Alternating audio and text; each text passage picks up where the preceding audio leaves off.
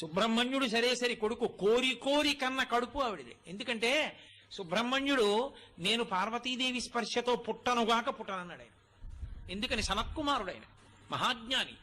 ఆయన ఓసారి బొంత కుట్టుకుంటుంటే పరమేశ్వరుడు వెళ్ళి నీకు వరం ఇస్తానన్నాడు. ఆయన అన్నాడు, నువ్వు నాకు ఇచ్చేది నీకే ఇస్తాను, కోరుకో అన్నాడు. అంటే పరమశివుడు అన్నాడు, ఇంతటి మహాజ్ఞానివి నాకు కొడుకై పుట్టన్నాడు. అంటే ఆయన అన్నాడు, నీకే కొడుకు అవుతానన్నాడు.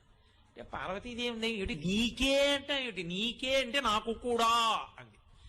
ఆయన అన్నాడు, అమ్మ అలా నాకు అది కుదరదు, నువ్వు ఎంత జగన్మాతవైనా నేను గర్భవాసం చేయను, యోని సంభవుణ్ణి కాను, అందుకని నీ కడుపులో నీ పడుకోనన్నాడు. అదేమిట్రా నాయన, నీ వంటి వాడు నా కొడుకు కాకపోతే అలా అవ్వవలసిందే అంది ఆవిడ. అయితే ఓ రాజీకి వద్దాం, నువ్వు ఒకనకొకప్పుడు శరవణ తటాకంగా రూపాంతరం చెందావు నీటి సరస్సుగా హిమాలయ పర్వతం మీద, అందులో పడి బయటికి వస్తాను, అందుకని నా పేరు శరవణ భవ. ఆయన మంత్రం కూడా అదే.